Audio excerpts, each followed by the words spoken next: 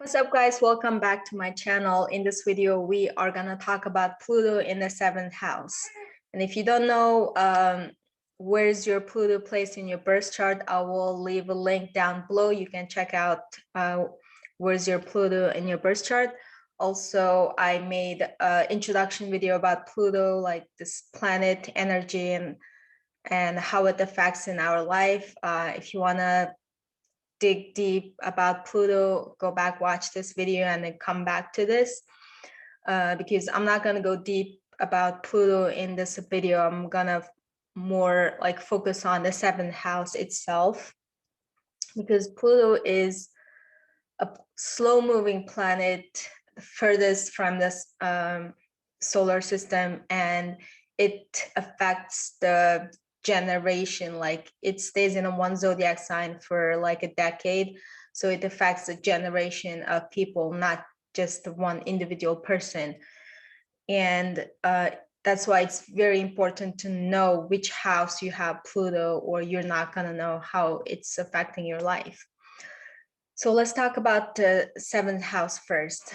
The astrology I'm studying, like everything is interconnected and interwoven with each other. Nothing stands alone or exists on its own without like connecting other energies on your birth chart. So before I explain what 7th house means, I want to give you guys quick overview of first the 6th house, so you know how each house kind of connecting, supporting each other, communicating with each other, so they don't just stand alone. So from 1st to 6th house, it's more of a subjective house. Like it's all about you, your personality, how you perceive yourself. Like 1st house is all about your personality, how do you see yourself, and 2nd house is all about your values. What do you value? What's important to you? What's not important to you? So it's all about your opinion and your perception. 3rd house, your communication. 4th house, your home environment. How do you see your family, the environment you grew up? And 5th house, Leo, it's all about self-expression, self-actualization. So if you see the pattern here is all revolving around you, like you are the center, like sun in a solar system. Everything you know about those first 5 houses, all about your perception and your understanding, like subjectively. And from the 5th house, like it's all like ego development. Your ego is developing from the 1st to 5th, and then your ego reaches the top. It blossoms in the 5th house. Like Leo is such a, like, it's all about me expressing myself, like blooming. And when it comes to 6th house, now 6th house is the transitional house from self-centered, all about me, to what about the environment I live in? What about the community I'm in? Or the society as whole? How do I play a role in this environment I'm in? So when it comes to 6th house, suddenly everything flip upside down. Now you're at the bottom. It's like, hey, I'm such a, like, a small person in this big universe, and you suddenly have this ego disillusion. Like your ego pops, like, oh, I'm not that important after all. So 6th house is more of house of service, house of like daily routine. So it goes back to like how you, from like Leo house being so important to 6th house being service to others, like you're less important. And now you are gonna balance this in the 7th house. So 7th house is more about being equal. 5th house, you're important than everybody else, the Leo energy. 6th house, you're nobody, you're serving others. And then 7th house, no, we're equals. Now your energy is balancing out in the 7th house. So they call it 7th house is house of relationship, and it's ruled by Libra. Libra is all about equilibrium, and there's like, it represented by a scale. So you have to kind of let the scale come to this point where everything is balanced in life. You're not too egoistic that everything revolves around you, or you're not all the way down here like I'm nobody and nobody cares about me. Like you're too, like you're looking at yourself very like low perspective. So seventh house is about equilibrium, being equal in a relationship to others or the context of the environment. So this is like your first time walking into society, and how do you see yourself relationship to others. So seventh house is house of relationship.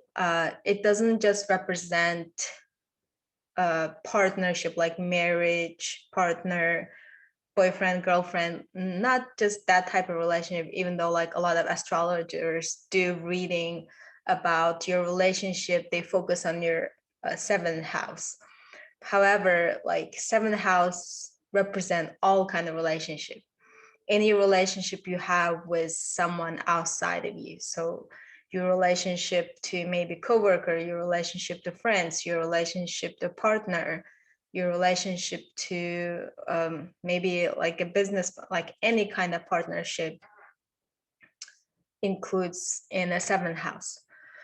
So what does it mean having Pluto in your seventh house? If you watch my Pluto videos, Pluto represents our unconscious desires that propels us to incarnate in this lifetime and have those experience. So it also carries our karma, where if we had like distorted belief system or certain extreme experience in a past life and it wants to work it out in this life, we carry that to this life with like Pluto energy represents that. So Pluto also rules the Scorpio 8th house, so it's about the transformation. So it is whatever house you have Pluto in, it's going to transform that aspect of your life. So you have it in a seventh house, so it's going to transform your relationships in your life. So what it does is like everyone has their seventh house and everyone in a relationship one way or another. But the difference is you have Pluto there, so it's going to intensify it tenfold, or I always say it 100x. Everyone might be struggling with the relationship, but you might struggle like 100x times stronger. So it's not like a negative placement. It just starts out with disempowerment, imbalances in that area of your life. Once you get through all the hardship and sufferings in that area, you will be transformed into now you're empowered in that area of your life. So you might experience a lot of disempowerment in your relationship early stage of your life. And then when you slowly move into maybe like after your 30s, you kind of see the pattern and what's going on. And then you take your power back. Now you're more empowered in your relationships and you develop more healthy relationships. So let's discuss how it plays out specifically, because everyone is different. Some people might have just started this evolutionary lesson and they're going through, like when you're just starting this evolutionary lesson, it starts out very strong. Like you can have very extreme imbalance in your relationship, like you are very dominant in your relationship or you are dominated, like you lose yourself in a relationship. But if you have been learning those lessons, maybe past couple incarnation, you come to this life maybe more balanced relationship, but there's still something needs to work on. So it might work out very differently in everyone's life. So if anything I say today doesn't resonate with you, it's probably because you are at the different stage of your evolution, your consciousness evolution. So I will cover all the scenarios. You might fall into one of those scenarios that I talk about. So let me share my screen really quick. And don't mind this photo of the scale. The quality got really bad when I removed the background.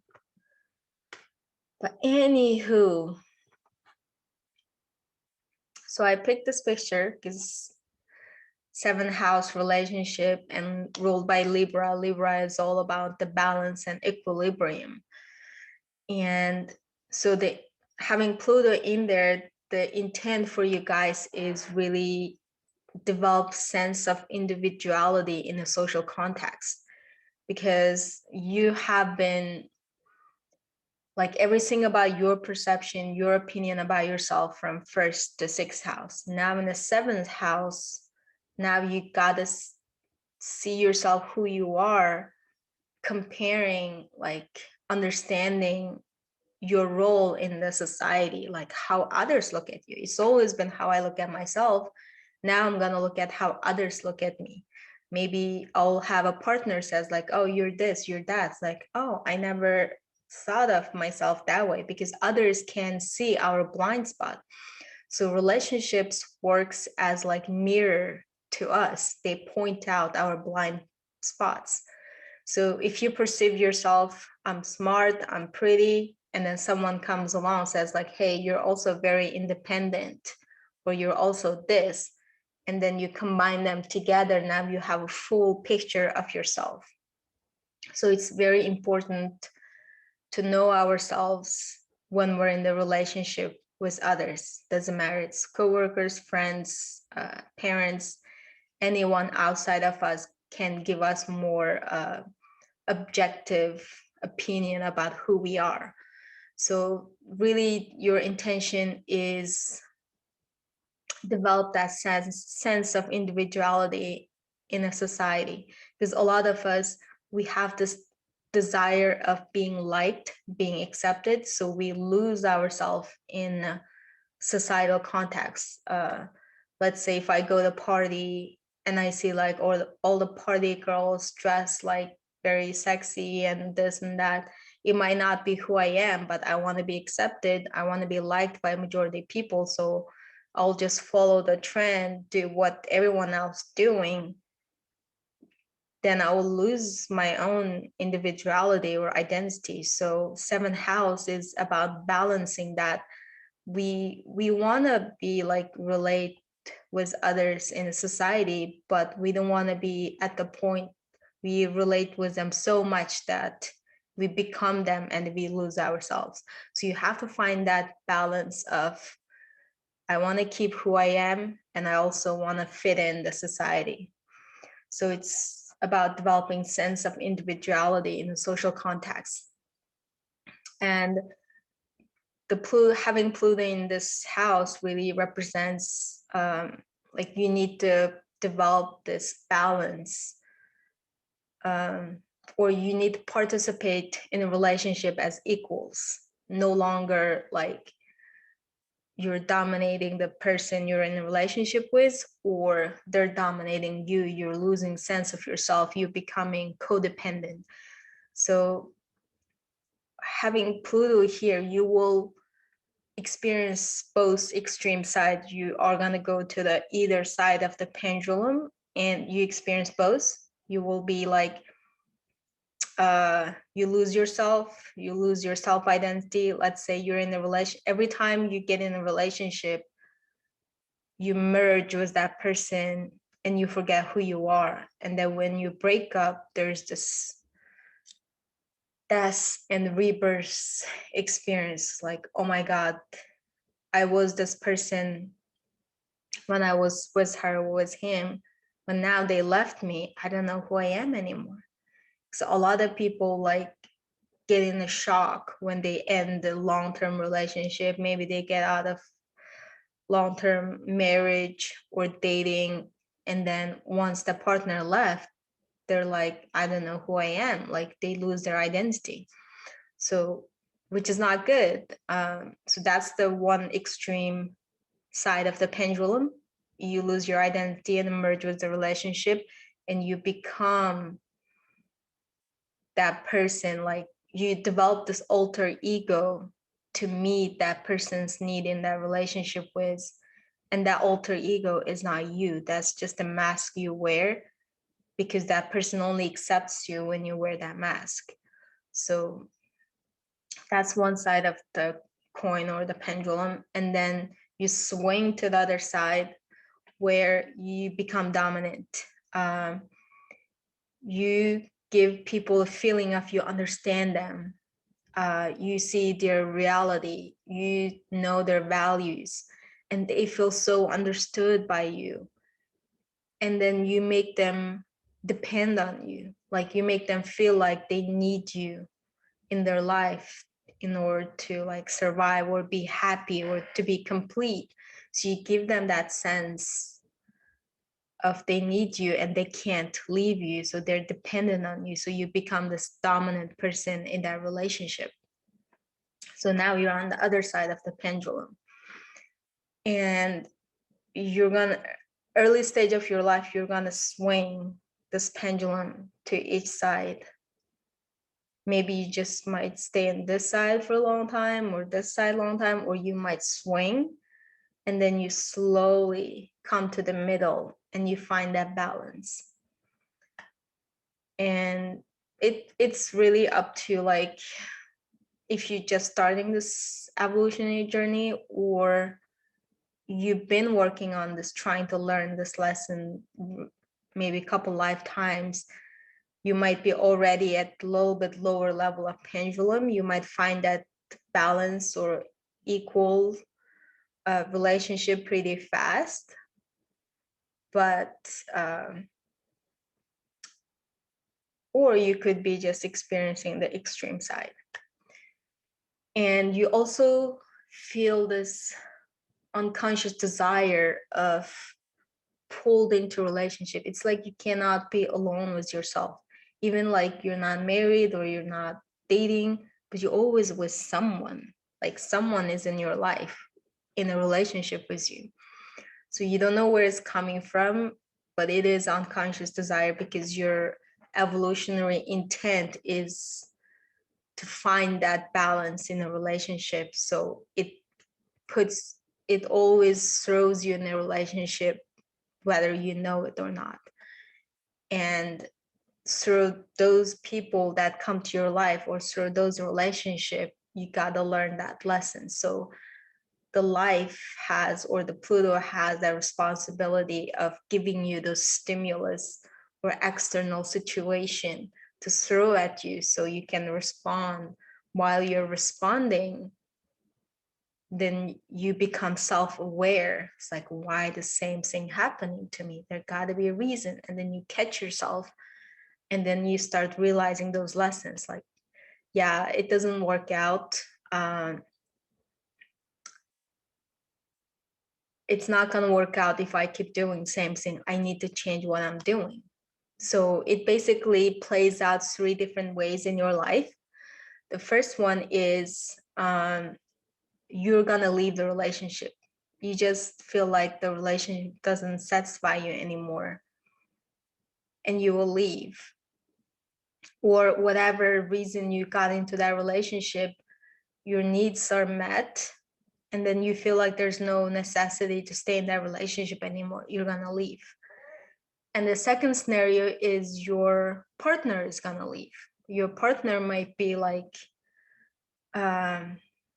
I don't feel like I need to be in a relationship with this person anymore, or they don't meet my desires, they don't meet my needs. I'm just going to leave this person.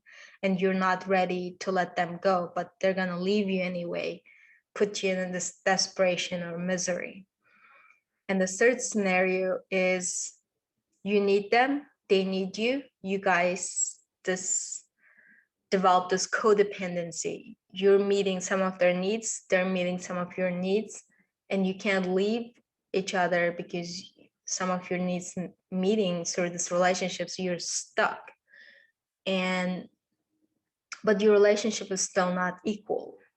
There's still imbalance. One of you dominant, one of you like submissive, but you're still meeting each other's need. So this is still not a healthy relationship. So the evolutionary force comes in, separate you guys from through external force.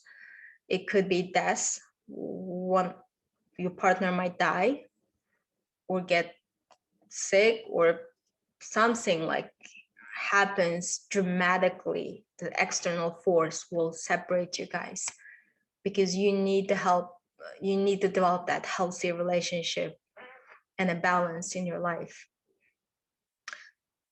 And so the polarity point of the seventh house is the first house, Aries. Aries is all about initiation, change, new direction. So what you really need to learn is, how do you initiate yourself, develop your own individuality without the influence of others? Because you can easily be like, accept others' opinion, others' values, others' belief system, and then you don't think for yourself. You don't use your own brains, like, oh, everyone thinks this way, or the society runs this way, or my parents told me this way, I guess that's how it is, and you're just going to accept it, and you don't develop your own value system. So the polarity point of Aries, the lesson is, no, you need to develop your own sense of values and sense of direction. You need to make your own decision without realizing or relying or blindly accepting other people's value or opinion about you. So you got to explore yourself, who you are, without the influence of others. So this is not just partner, it could be your parents, could be school, society, government, anything external outside of you. And you also need to learn how to make your own decision without always consulting others. Like, oh, what do you think? Should I do this? Should I not do this? Like, you got to make your own decision. And also, this is like more of like, if you're on the pendulum of you're just living by others' rules, accepting their values, and you let others lead you, you're becoming codependent to others. But on the other side of the pendulum, you're becoming dominant, you're controlling the relationship, you're telling your partner what to do, what not to do. So you also need to, the polarity point lesson, if you're on this side of the pendulum, you need to give a freedom to your partner, let them make their own decision, decide their own life direction without you influencing them. So create that balance, equal relationship where you both have freedom to make your own decision without controlling, influencing each other, and give respect to each person, respect their choice, respect their opinion, and without being needy or without have to like control the other person. So that is the lesson for you guys to learn. I hope I didn't ramble too much. And like I said, nothing stands out separate on your birth chart. So all the other planets conspire with each other to support this evolutionary journey. The reason I start the whole series with Pluto, because once you know your evolutionary intention for this lifetime, everything else on your birth chart is working together to support this evolutionary intention. So now you know your intention, and it's way easier to look at why other planets are where they are, why certain zodiac signs ruling certain houses. Like, it's all for a reason. It's not like you randomly have a birth chart and you're stuck with it. It's not like that. They all conspire together to help you play out this evolutionary intention. So if you like to know more details about your birth chart, how your whole life is unfolding, if any of those resonates with you, don't hesitate to reach out or leave a comment. I do offer a personal birth chart readings. I can record a video, send it to you, or we can have like live Zoom call and, you know, answer your specific question or certain like directions in your life. I can answer any questions you have. and I really appreciate you watching this video. If it resonates, don't hesitate to subscribe. If not, that's cool too. And you guys have a great day.